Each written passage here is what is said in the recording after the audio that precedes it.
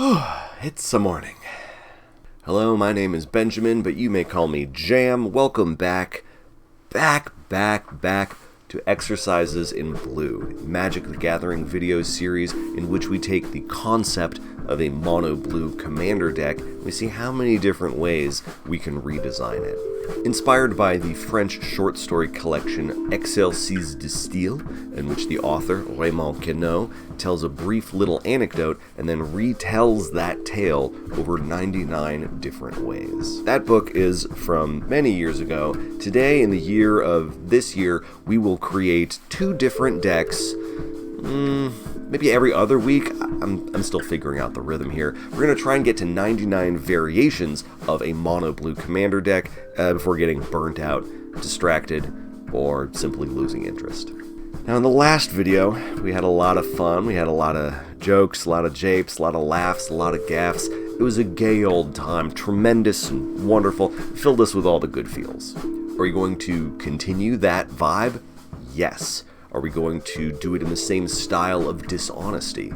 No, because it's not the 1st of April anymore. Honk Honk Day is behind us. So we gotta get back to our old way of life, where we're actually gonna do the thing that we said we're gonna do. Very sing-songy today. This is not the musical episode. It's just, there's a lot of music in my heart. Our first deck is not about music. Our first deck is about magic, as in the casting of spells, or rather, getting other people to cast spells for us. That's right, it's Wizard time. We're going to be doing some Wizard Kindred. Mono Blue has all kinds of delightful, adorable, silly, goofy, wacky, sexy, powerful summon creature spells, and these creatures, which we're summoning with our magical powers, are themselves capable of wielding magical powers. It is a little bit funny if you think about it. It's sort of like if you brought a Pokemon out of a Pokeball, but that Pokemon had smaller, extra little Pokemon with it that were like part of it and would attack when it attacked, and would, a perfect example. But yeah, this deck is for those of us who love the idea of spellcasting, the incantations, the gesticulations, the ritual of it all. And maybe we feel a little distanced from other Magic players because we're not bringing big dinosaurs or big angels or big vampires. We're not rolling up with the techno-fascists or the heartless Lovecraftian kaiju. But we don't need to fit in to win. We may be the underdogs, but we're the heroes. This deck is a love letter to all of the magical misfits out there. Say hi, magical misfits.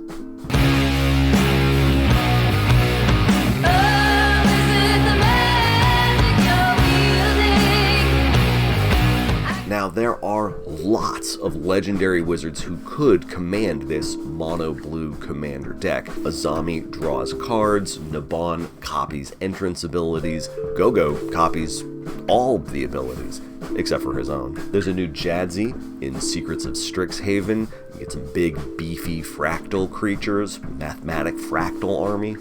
So many different options for a mono blue Wizard Kindred commander deck. But the one that I've chosen is Vnwxt Verbose Host. He's that 0/4 homunculus of legend for 2 mana. He starts our engines when he enters, frees us from having the limitations of a max hand size, and as soon as we get to max speed, we're doubling our card draw. Yeah, you thought this was going to be a Strixhaven situation? More like Vnwxthaven. Yeah!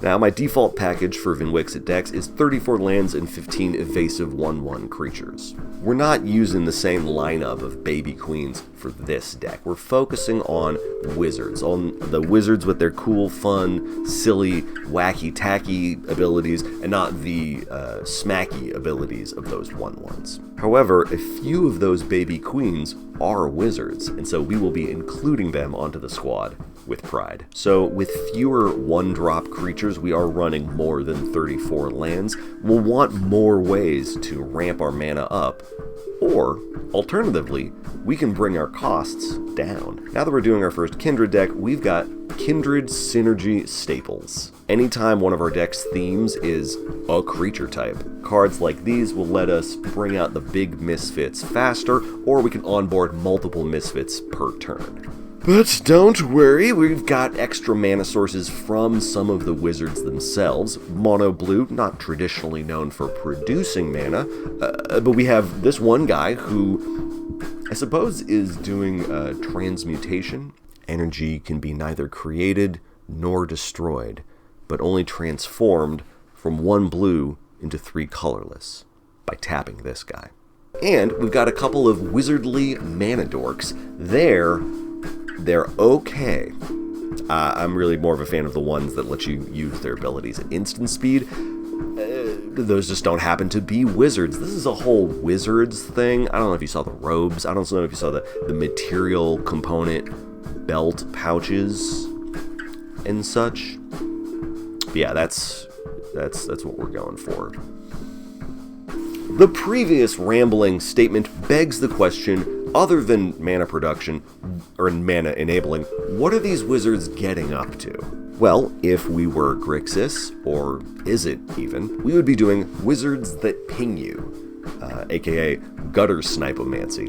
This is the arcane art of low power or no power critters who just sit there sucking their thumbs until we cast the spells, and then they flick some of their saliva on their thumbs at our opponents, and we mow everybody down with lots of saliva damage. That's not what this group of wizards is up to. We don't even have Prodigal Sorcerer here. We don't need him. Now, these wizards are getting up to other kinds of shenanigans with their spellcasting, and it will be their spellcasting. As the leader of this team of mages, I'll be working alongside them, but I'm not going to be micromanaging them. I've delegated those tasks. An important lesson to people trying to be leaders out there. So in Magic the Gathering terms, this isn't a spell slinger's deck. It's really more of a talent show where we want others to show up and share their various skills and capabilities with us. As a result, we're entrusting a lot of this deck's spell power to the creatures. In a 99 card deck, 49 of the cards are people. And the only creature that isn't a wizard is our commander, Vnwxt. But he still has his own kind of magic in that Sam Black or Sam Britton way. The magic of having a way with words, stylish look, and impressive presence. Of course, Sam has all of that and is also an exceptional, phenomenal wizard. So, some people got it all, I guess. Shout out to Danielle Radford, beloved, hilarious, charming, marvelous person. Alright, back to Magic cards. Because our wizards are bringing their own juice, most all of our instants and sorceries are just flickers. We have immediate flickers to reuse our team's abilities. We have delayed flickers, protective kind of things, to keep the team out of harm's way. If necessary, we can blink our blockers mid-combat, and it still effectively stops attackers from getting through.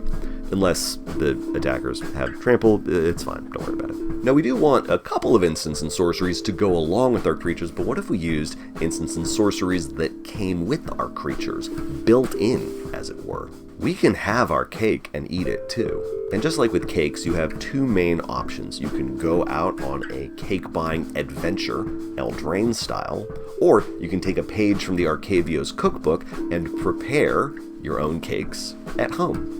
Beyond that, we are entrusting our wizards with the rest of the fun spell casting. They're going to handle the spot removal, they're going to handle the board wipes. With a big enough team, they can coordinate some very potent synergy of control magic, for sure. They've got our counter spells, they've got our card draw. Card draw is going to be solid. With Vnwxt at the helm, their possibilities will be plentiful and prodigious. Looting, burst draw, tap fuel. Card draw is going to be juicy as hell. In addition to all of the copious card draw, we're throwing in the Wizards Cyclers in case we need a specific wizard at a moment's notice. We're using these two rather than Transmute because they have instant speed capability. No shade on Transmute, of course, we will call upon its power later in the video. Now you might wonder, how are these wizards trying to win, since they're not throwing hands or opening fire or sending gray matter into the wood chipper with milling abilities? Well, as it turns out, when it comes to alt-win conditions, Mono Blue has the most you win the game cards out of all color combinations, with 9 commander legal cards and 1 jokey lolsy card. We'll get to you someday, baby. Just you wait.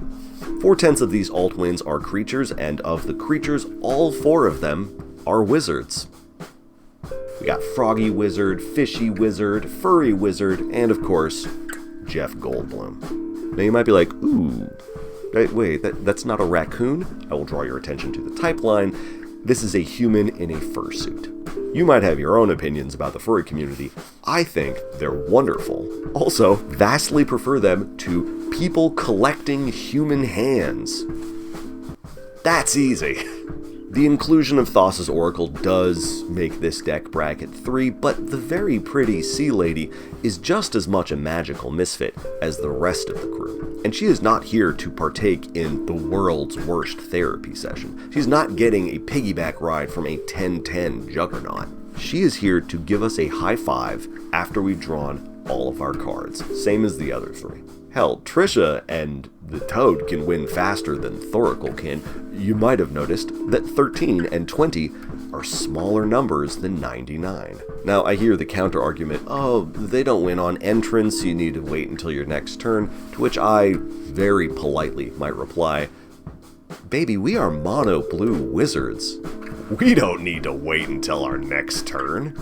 And while I'm reminding everyone that friendship is powerful but chronomancy is superior, let's face the fact that the majority of our squad skips leg day, and we might face a situation in which time is not on our side. So we've got a couple of ways, not too many, we're saving some for the other decks, just 1 or 2 wizards who can shift the flow of time in order to spare us a grievous fate at the hands of our many aggressive opponents.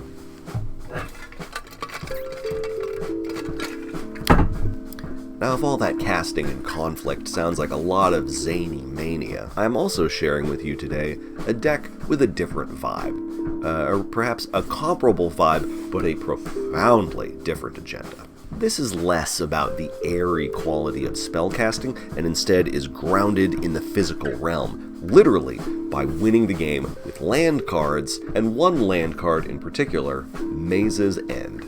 Maze's End wants you to win with 10 different gates, which is a specific subtype of lands, and each of those gates must have different names. That is difficult for a mono-blue commander deck, but not impossible. Wizards and Hasbro may not have provided us with 10 different gates for a mono-blue commander deck, but my heart holds the truth of what I've learned from How the Grinch Stole Christmas. If I can't find a reindeer, I'll make one instead. Straight right through the gate that opens on the... So, the goal of the deck is to produce gates with unique names. We will reshape reality in order to achieve this goal. Remember, blue magic is the magic of creativity and liberty, defying logic and challenging convention. To start off, let's get a commander for this deck. We want someone who provides great synergy with ramping, tutoring for lands, transforming lands. For my money, the absolute best mono-blue commander for a gate gachapon commander deck would be Vnwxt, verbose host.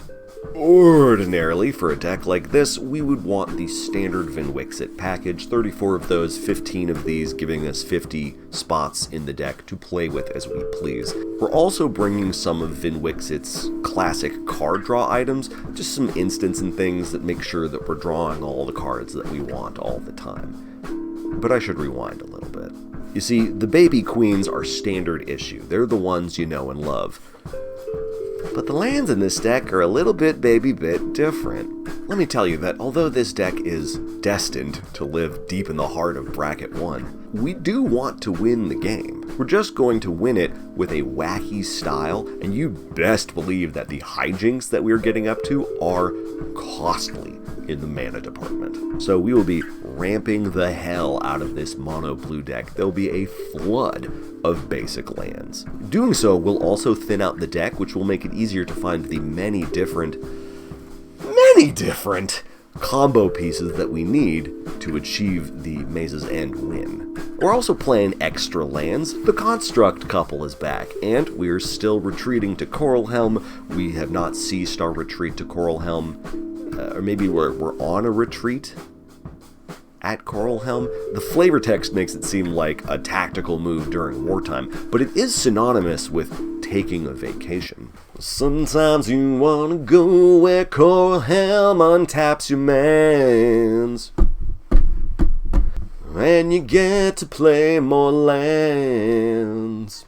While we're out here land maxing, we're also untap maxing. Sneak in a little bit of untap during combat, or post-combat, or during someone else's upkeep. We're working round the clock to terraform the playing field into a gate-tastic Gatopia, which our friends and foes will never forget. We also have numerous ways to fetch the precious gates themselves. We got an orb, we got a map, we got a cave, we got a second map, we got left-hand Talaria. There's that transmute card I was telling you about. As for the gates, they're all there. Each gate that's legal in a blue commander deck, we need them all. Now, math time. Maze's End requires at least 10 different gates, each with different names. There are 9 different gates on the screen. We need more gates, and they need different names. So what's the strategy? Are we gonna rule 0, use cards that are outside of our commander's color identity? Not necessary. No, instead, we will take various people, living creatures, and we will be disguising them as landscapes. And this is easy to achieve if our gate lands have also been transformed into creatures. The first step is to animate a gate. We aren't technically earthbending. Would that we could. But in Mono Blue, there are several ways to give lands the creature type while still maintaining the land type. And with that, the land subtype, like gate. Next step, bring out a clone and copy the animated gate. But there's a catch.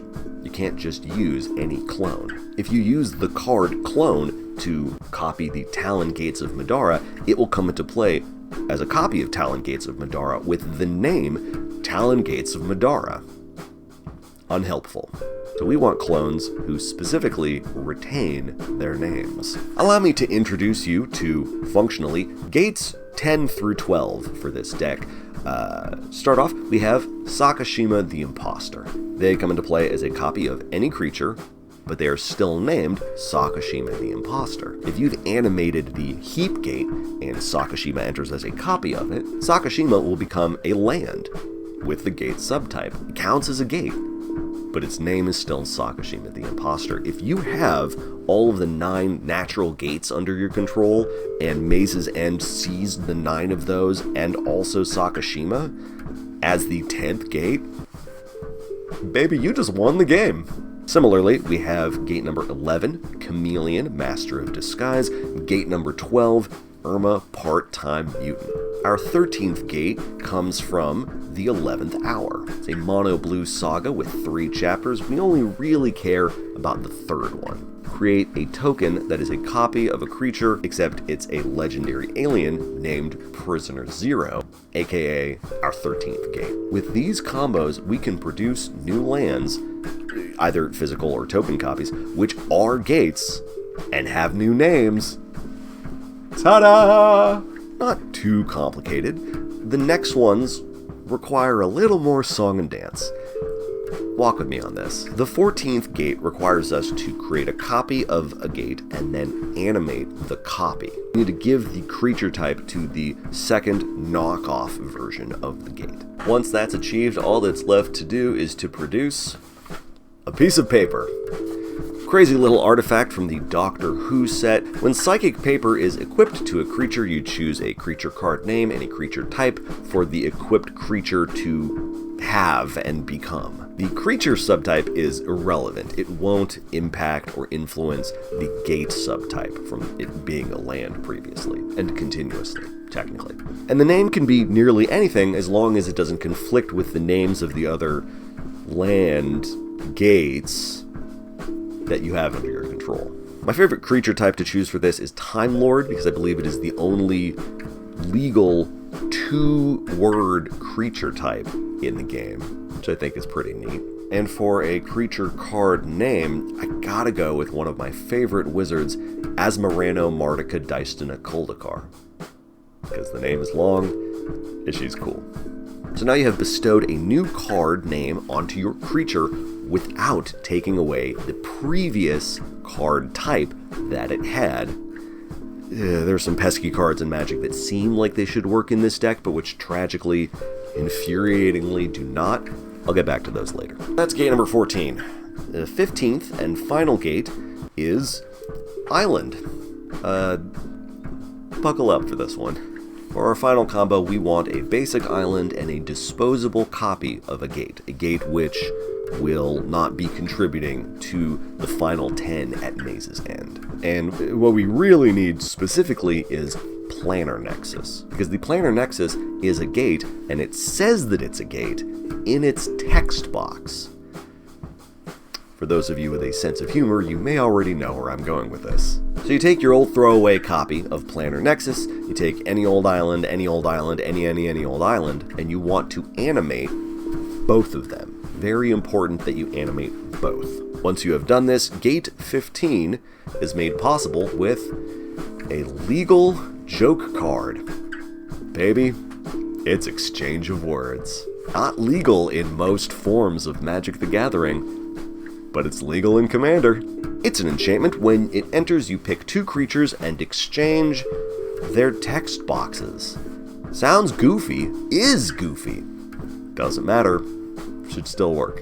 The animated copy of Planar Nexus gains the text box of the basic island, which it's fine.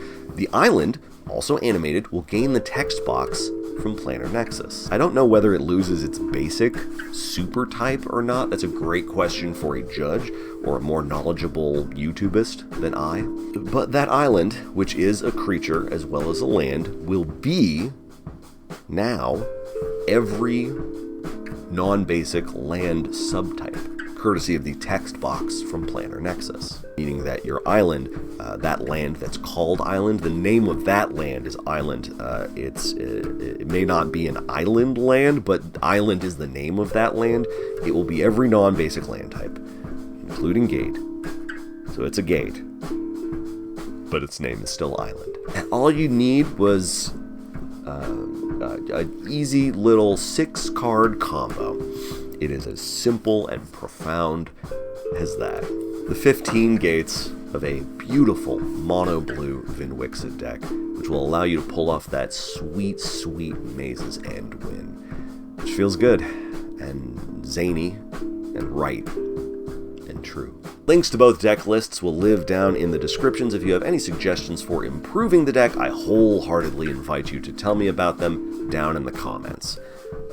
It is good to be back, definitely a longer gap than I intended between the previous video and this, but like I said up top, we're feeling things out. We've got so many ideas, so many possible projects for myself to share with others, all of which I'm navigating and balancing while still working a real-world job, which I got to go to soon, during a point in my country's history where shit's going crazy in equal and opposite directions. That said, I remain open to persuasion, especially when it comes to the warm enthusiasm of others, so do share any thoughts if you like and wish, with my gratitude. That is the end of this installment of Exercises in Blue. You may still call me Jam, and for those of you who are watching and or listening, I thank you for your time and attention.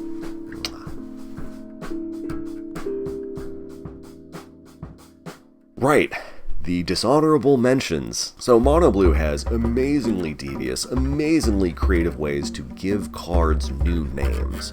The problem is that some of those "Hello, my name is" stickers have slight imperfections, causing the name tag to peel off, thus rendering it unsuccessful for the purpose of winning with Maze's End in a Mono Blue Commander deck. Let's break out the winner's podium for biggest letdowns. Bronze medal, I think, has to go to Spy Kit. An equipment card functions similarly to Psychic Paper, but instead of giving a creature a new name, it gives them all non-legendary creature names. It's a breeze to get online at 4 generic mana. We cannot use it here because it does not replace the creature's original name. It just adds everything else to the list. Rule 201.2b of the Comprehensive Rules states, objects have different names only if they each have at least one name, and neither of them have a name in common. Maze's End needs the names to be different. Boo. Silver is going to Witness Protection, a solid runner-up. Photo Finish for disappointing second place. It's 1 mana for a new name tag. So easy. And yet, the way that it's worded, it does not merely bestow the creature subtype of Citizen, it makes the enchanted creature become definitively and exclusively a creature. On the card, it says they lose all other card types. If you animate Baldur's Gate and put it in Witness Protection, it will no longer be a land, and so technically will no longer be a gate. It won't even be Baldur. Its name is now Legitimate Business Person. A tragedy for all involved. Albeit a hilarious tragedy. Gold medal easily goes to Honest Work. This card does exactly what we want to do. It gives the creature a new name, it changes the creature's subtype, but does not mess with any other regular standard type that the card might have. You slap this on an animated gate, it's still a land, so it still gets to be a gate. The fatal flaw of Honest Work, however, right up on top, enchant creature an opponent controls. Wizards, you could have just let me have this. We could have had 16 gates. But no. I mean, yes, it is technically doable. It would just require that one of our opponents controls an animated gate land, which we would then steal from them or steal back from them if we gave it to them in the first place. This deck is already doing so much, I can't justify adding donate spells and theft spells just for one enchantment. I mean, I guess there's a world in which I run Coveted Falcon because that donates and also homewards the gate. I don't know, I'm already getting interdimensional celebrities to cosplay as Ravnican landmarks. I'm not trying to do yo-yo tricks at the same time.